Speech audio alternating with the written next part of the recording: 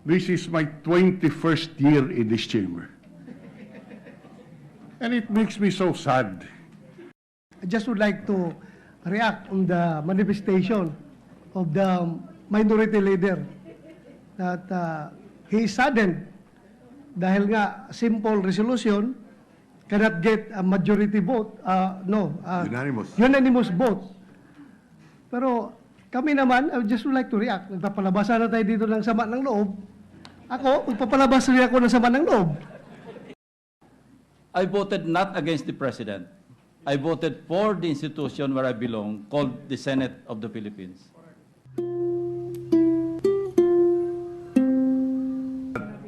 There were 12 senators who voted in favor of the resolution and 7 who abstained. There are no votes, no negative votes, and the resolution is still adopted. Thank you, Mr. President. May we recognize Senator Bongo to explain his... Senator Bongo is recognized. Thank you, Mr. President. I abstain from voting on proposed Senate Resolution number 337. First, let me reiterate my position that as Chief Executive and Chief Architect of our foreign policy, it is within the President's power and prerogative to cause the review and termination of treaties taking into consideration the welfare of our nation. Second, there are pending cases before the Supreme Court tackling the issue of whether or not Senate concurrence is necessary in terminating or withdrawing from a treaty. I believe that as a co-equal branch of the government, the Senate must not dictate upon the Supreme Court as to how and when to do its job.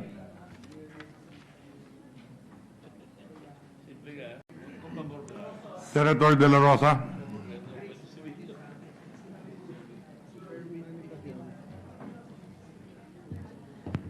Mr. President, I voted in abstention because the reason that I believe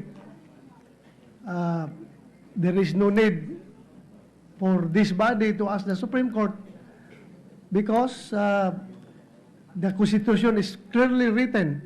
And for me, pasensya na kayo, I am not a lawyer, but ang alam ko, mayroon tayong legal maxim na nagsasabi, what the law does not include, it excludes.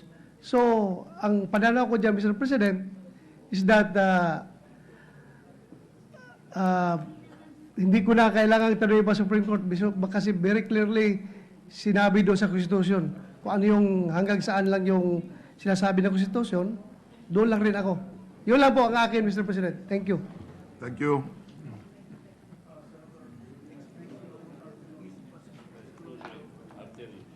The minority leader is recognized. Then we will recognize Senator Tolentino. Senator Tolentino is recognized. Mr. President, kagaya po nung nabanggit ko kanina ko pa ho, inahalungkat ang saligang batas, wala po ako nakitang provision dito na kasama ang Senado sa pag-abrogate ng isang tratado. Ganon din po, Mr. President, sa Senate rules. Sa Senate rules po natin, sa Concurrence in Treaties, Section 101, wala po rin nakalagay dito kung saan mang probisyon, kung saan kasama ang Senado sa pag-abrogate ng isang treaty.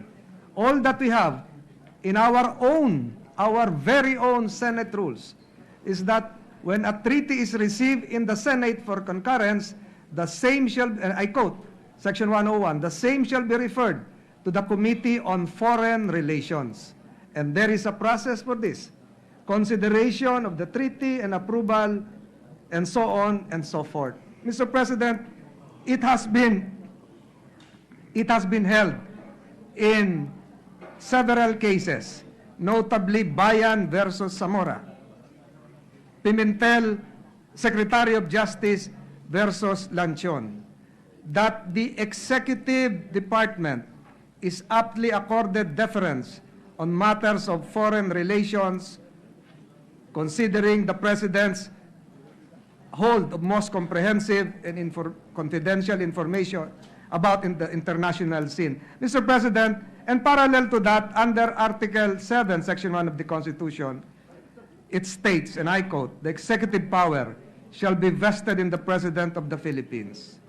The execution of treaties is an executive power of the President, and that the termination of treaties in accordance with the agreement or any agreement is merely an execution of the contract or treaty. Mr. President, I stick to the proposition of separation of powers. Igalang po natin ang kapangyarihan ng Pangulo sa pagpasok sa tratado at dahil po ang saligang batas ay walang sinasaad tungkol sa abrogation at shared power ng Kongreso, sa akin pong palagay ay hindi dapat tayo makialam. Subalit sinabi ko kanina, wala naman pong makakapigil kahit kanino man, at nalaman po natin kay Senator Bongo na marami pong pending cases ngayon sa Supreme Court kung saan tinatalakay din po ang ganitong issue. Mr. President, out of respect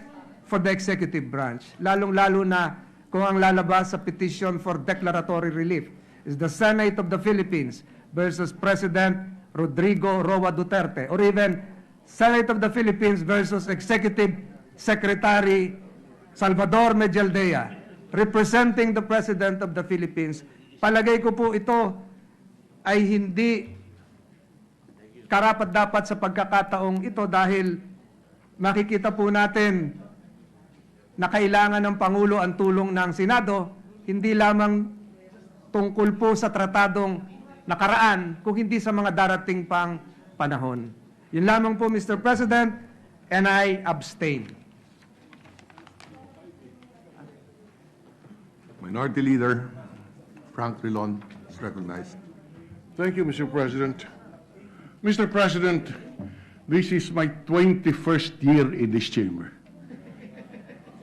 And it makes me so sad that even just on a simple resolution which would authorize the body to bring a matter to the Supreme Court, we could not even get a unanimous vote.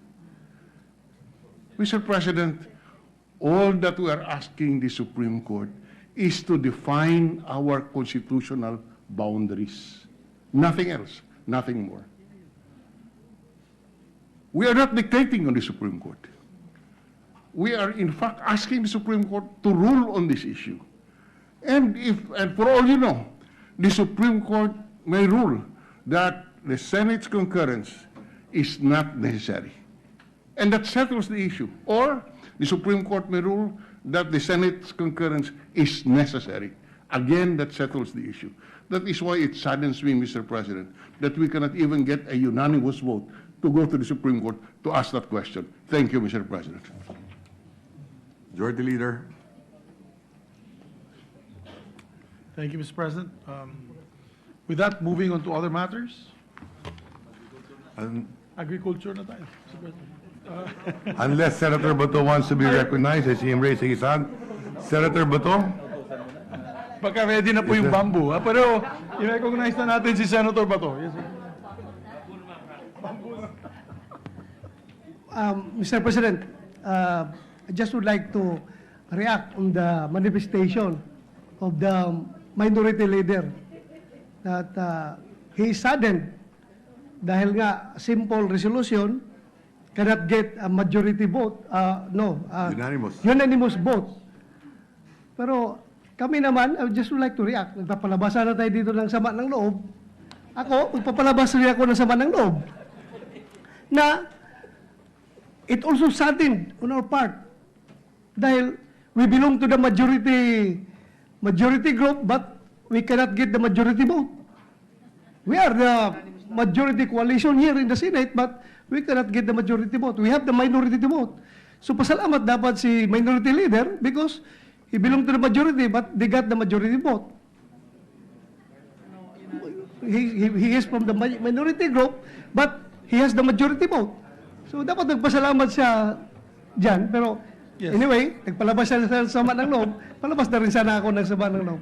Yun lang, Mr. President. Thank you. No. Mr. President, I don't want to add fuel to the fire. Today has been an exciting and emotional day for many. But there are certain, I've been in the Senate since the 14th Congress. I've been a congressman since 1998, Mr. President. There are certain bills, there are certain actions and issues that you tackle that sometimes needs a conscience vote. You want to be a statesman, you want to protect the institution. And particularly, I'm proud to be a senator. I was also proud to be a member of the House of Representatives. And there are issues that we need to protect this institution, to assert our right as a co-equal branch of government, and wherein we can stand up above the fray. Ika nga. This is what separates us from local politics. We are voted by 20 or so million Filipinos. So we'd like to be able to, and these are from both sides of the camp, whether they are opposition or administration, they vote for you. So this is an issue. This is one of them. When the Senate rejected the U.S. bases in, when was that? Year 2000? 1991. I was in college, that's right. In 1991, I remember clearly the 12 senators that voted not to renew the votes or the U.S. bases here.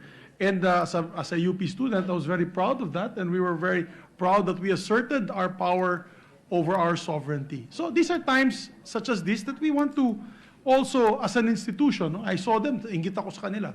So when you enter the Senate, it's a altogether different story. I've been in the House. My priority were my constituents. When you go to the Senate, for me, Mr. President, your priority is the Republic and all those that had voted for you. I hope walang sama-ng-Ioob pagka ganito, kasi this is a conscience vote. Where party lines maybe will be different, let's say we discuss the budget. Obviously, the President is asking for the budget. We, as members of the Alliance, will support the President on this budget, 100%. When it comes to tax measures that the administration is asking, we have delivered on train. We are now discussing Sitira after this discussion, so that we can support the President's agenda when it comes to revenue generation measures as well as tax measures and the budget. So, yun lang po. Sana wag po tayo magkasamaan ng loob kasi ito po ay para sa amin, ay para sa institusyon.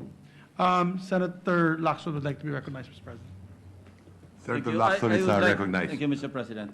I just would like to disabuse the mind of my former comrade in arms and the PNP. I voted not against the President.